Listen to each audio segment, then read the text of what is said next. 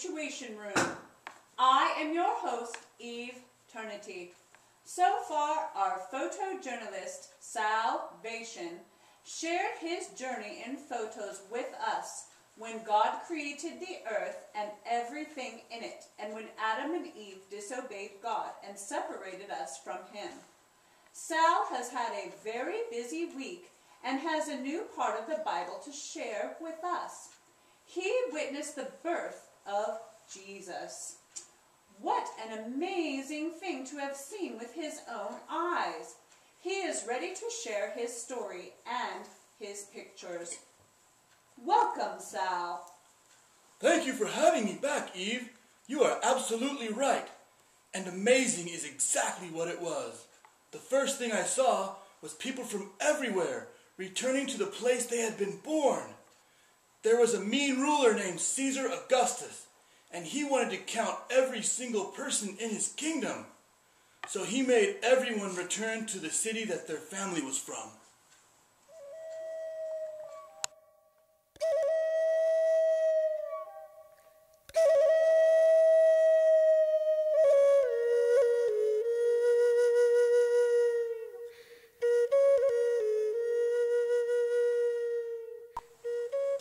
Could you tell us why he may have done this?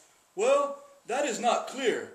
Maybe it was so he could brag about how many people he ruled over. Or maybe it was so that he could get a better idea of how much money he could get out of the taxes he made everybody pay. Either way, what a creep!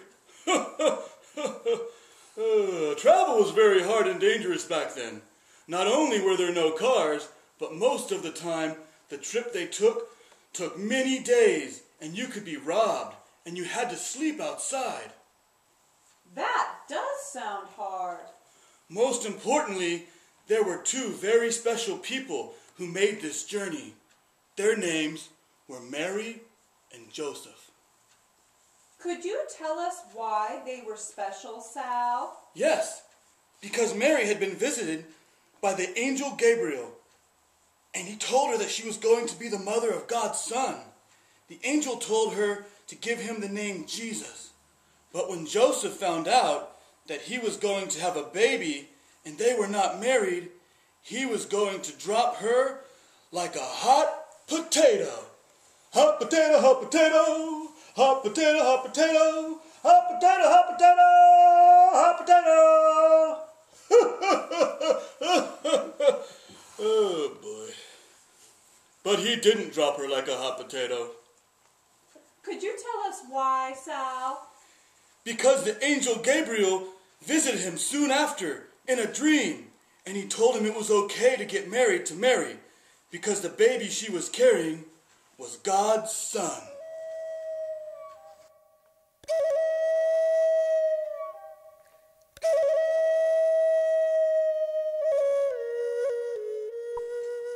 Incredible! Was there any sign that this was actually God's Son? Well, it wasn't exactly a sign. God sent a special star that was so bright it shone day and night to point the way to Bethlehem, where Mary and Joseph were traveling to.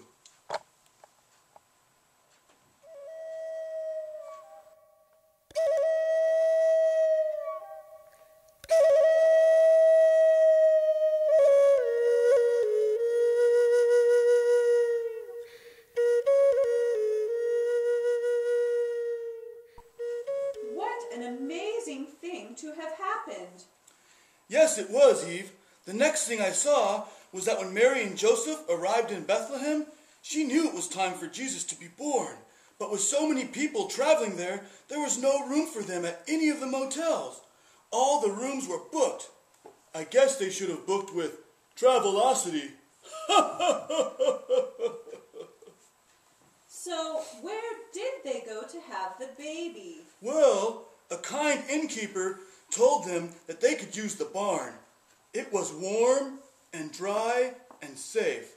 So there, among the animals, baby Jesus, the Son of God, came into the world.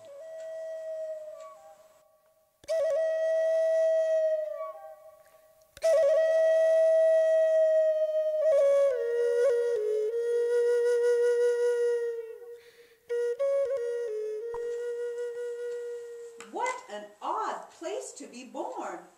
Who else witnessed these events? Well, Eve, there were these people called wise men. They were very smart, like even smarter than a fifth grader.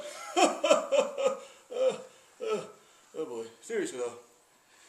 They followed a huge distance to not just see this Messiah, but to also bring him very expensive gifts. And some shepherds came also to see this baby Jesus. Did the shepherds follow the star too, Sal? No, Eve. In fact, an angel of the Lord appeared to them while they were in the fields, watching over their sheep. The angel told them that there was good news for everyone, that Jesus had been born, and that they could go see him for themselves. Then all the angel crew showed up and started praising God, saying, "Glory to God in the highest, and on earth peace and goodwill to men." Can you tell us about the gifts the shepherds brought Jesus? Well, Eve, they didn't have anything to bring, only themselves. But that is the way Jesus was. He came here for everyday people like you and me. The shepherds had even less than we do. They were living in a field, for crying out loud.